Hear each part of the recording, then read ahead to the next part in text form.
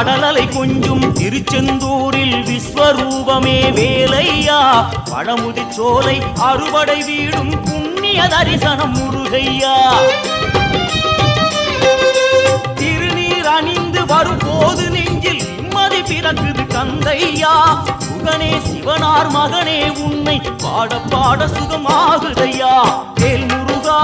அரோகரா அரோகரா வேல்